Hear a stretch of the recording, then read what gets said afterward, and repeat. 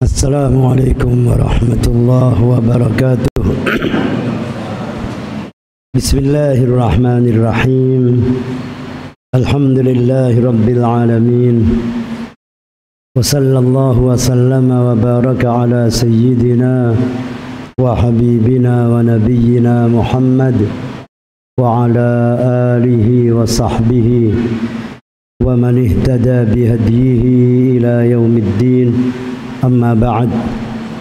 Hadirin hadirat jamaah salat tarawih rahimakumullah. Alhamdulillah wa syukrulillah. Mari kita panjatkan puji syukur kehadirat Allah subhanahu wa ta'ala atas rahmah, nikmah, hidayah, taufik yang dilimpahkan kepada kita semua. Salawat dan salam mudah-mudahan dihaturkan kepada Nabi Agung Sayyiduna Muhammad sallallahu alaihi wa alihi wa sahbihi wasallam. Para jemaah semuanya, malam hari ini saya akan menyampaikan hadis yang keempat dari kitab Al-Arba'in An-Nawawiyah, yaitu an Abi Abdurrahman Abdullah ibn Mas'ud radhiyallahu anhu qala haddatsana Rasulullah sallallahu alaihi wasallam wa huwa as-sadiqul masduq. Dari sahabat Abu Abdurrahman Abdullah ibn Mas'ud radhiyallahu anhu, dia mengatakan, telah menceritakan kepadaku Rasulullah sallallahu alaihi wasallam, wa huwa as-sadiqul masduq, dan Rasulullah itu orang yang benar, yang jujur, al-masduq, yang dipercayai kebenarannya, yaitu sabdanya, inna ahadakum yujma'u khalquhu fi batni ummihi arba'ina yawman nutfatan, bahwa seorang di antara kamu diciptakan di dalam rahim ibu 40 hari berupa nutfah sperma, thumma yakunu alaqatan mithla dhalik, kemudian setelah melalui masa 40 hari menjadi darah yang lengket di dalam rahim 40 hari juga. Summa yakunu mudghatan misla dhalik, kemudian menjadi segumpal daging seperti itu, maksudnya 40 hari. Jadi 40 hari kita semua di dalam rahim ibu berupa nutfah, kemudian 40 hari alaqah, 40 hari mudghah, berarti 120 hari, 4 bulan. Summa yursalu ilaihil malaku fayanfukhu fihi ruh, kemudian diutus oleh Allah malaikat untuk meniupkan roh. Wa yu'maru bi arba'i kalimatin, dan malaikat itu diperintah oleh Allah untuk menentukan 4 hal. Bikatbi rizqihi wa ajalihi wa amalihi wa syaqiyyun aw sa'id, yaitu dengan menulis rezekinya, ajalnya, amal perbuatannya. Yang keempat, syaqiyyun aw sa'id, apakah dia nanti menjadi orang yang celaka atau bahagia. Fa wallahi alladzi la ilaha ghairuhu, kemudian Nabi bersumpah, demi Allah tidak ada Tuhan yang wajib disembah selainnya. Inna ahadakum la ya'malu bi'amali ahlil jannah hatta ma yakuna bainahu wa bainaha illa dhira'un fayasbiqu alaihi alkitabu fayamalu bi'amali ahlin nar fayadkhuluha. Sungguh seorang di antara kamu akan melakukan perbuatan-perbuatan baik, amal-amal orang yang ahli surga, sehingga tidak ada antara dia dan surga kecuali satu jengkal. Kemudian telah didahului oleh takdir ketentuannya, kemudian dia mengakhiri hayatnya dengan su'ul khatimah, lalu dimasukkan ke dalam neraka. Wa inna ahadakum la ya'malu bi'amali ahlin nar, dan sungguh seorang di antara kamu mengerjakan perbuatan ahli neraka, hatta ma yakuna bainahu wa bainaha illa dhira', sehingga antara dia dan neraka hanya satu jengkal. Fayasbiqu alaihi alkitab, kemudian dia telah didahului oleh ketentuan takdirnya. Fayamalu bi'amali ahlil jannah, kemudian akhir hayat dia mengerjakan amalan orang ahli surga. Fayadkhuluha, lalu dia masuk ke dalam surga. Hadis sahih riwayat Al-Imam Al-Bukhari dan Imam Muslim. Jamaah semuanya, dari hadis ini banyak sekali pelajaran yang dapat kita ambil sebagai ibrah di dalam kehidupan ini. Pertama, semua yang dikatakan Nabi itu benar. Sebab Nabi mengatakan sesuatu karena mendapat wahyu dari Allah Subhanahu wa ta'ala. Dikatakan oleh Al-Quran di dalam suratul Najm, wa ma yantiqu 'anil hawa in huwa illa wahyu yuha.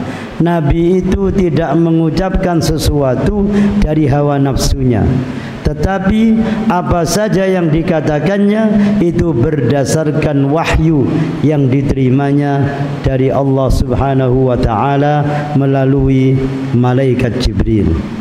Sehingga kita yakin apa yang disampaikan setelah ini semuanya benar. Yang kedua, Nabi tidak pernah berguru kepada manusia, tidak pernah berguru kepada orang tuanya sendiri, kepada kakeknya, kepada pamannya, tidak pernah. Tetapi Nabi langsung dididik dengan pendidikan ilahiyah. Kata Nabi, "Addabani Rabbi fa ahsana ta'dibi." Tuhanku telah mendidikku dan membaguskan pendidikan bagiku.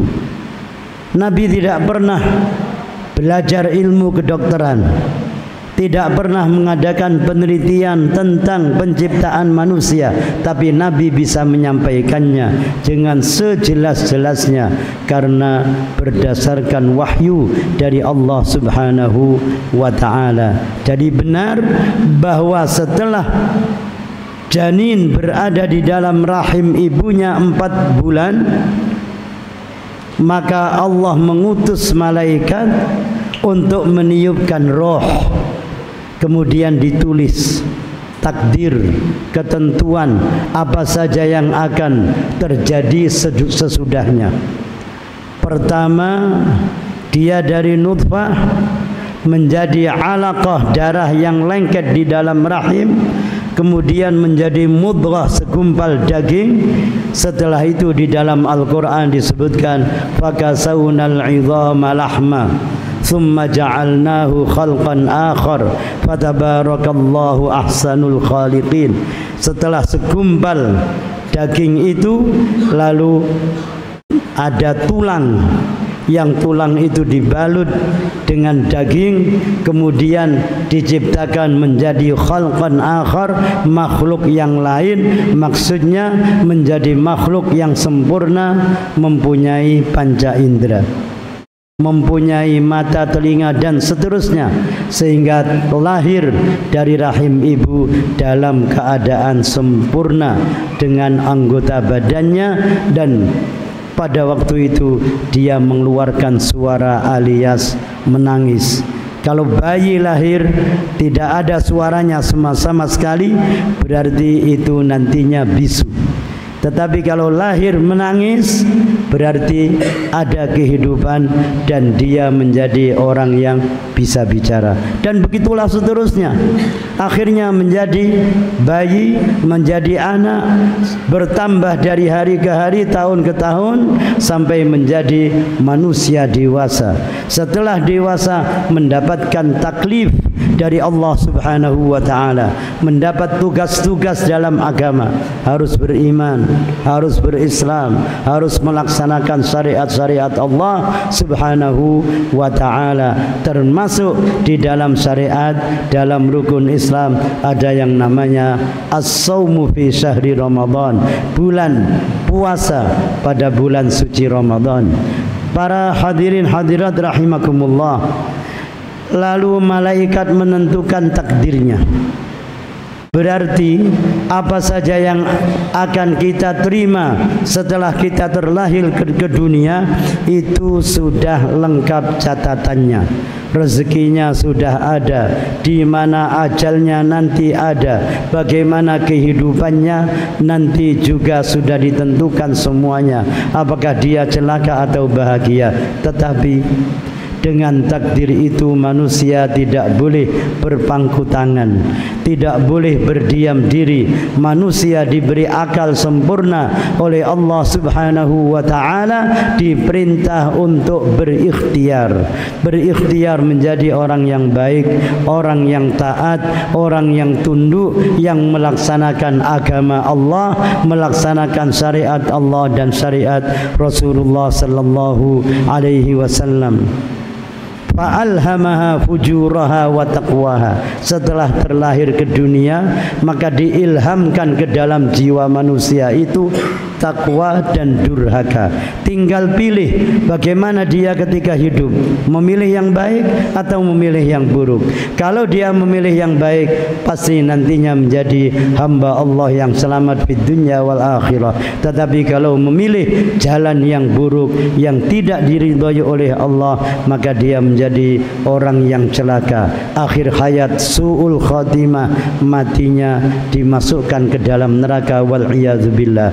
Para jamaah, bapak-bapak, ibu-ibu semuanya rahimakumullah, walaupun takdir sudah ada semuanya, tapi disebutkan oleh Allah di dalam suratu Ar-Ra'd, yamhullahu ma yasha'u wa yuthbit wa indahu ummul kitab. Allah menghapus apa yang Allah kehendaki dan Allah menetapkan apa yang Allah kehendaki. Wa indahu ummul kitab, dan di sisi Allah ada buku induk, buku catatan. Oleh karenanya kita di dalam hidup ini harus berusaha untuk memilih yang baik, berusaha menjauhkan diri yang tidak baik, agar benar-benar kita menjadi hamba Allah yang mendapatkan ridhonya, mendapatkan surganya, dan kelak kita akan dikumpulkan dengan ma'an nabiyyin was-siddiqin was-syuhada was-salihin wa hasuna ulaika rafiqa. Kiranya ini yang saya sampaikan pada malam hari ini. Aqulu qawli hadza wa astaghfirullahal azim li wa lakum. Wassalamu alaikum warahmatullahi wabarakatuh. صلوا سنة التراويح ركعتين جامعة رحمكم الله.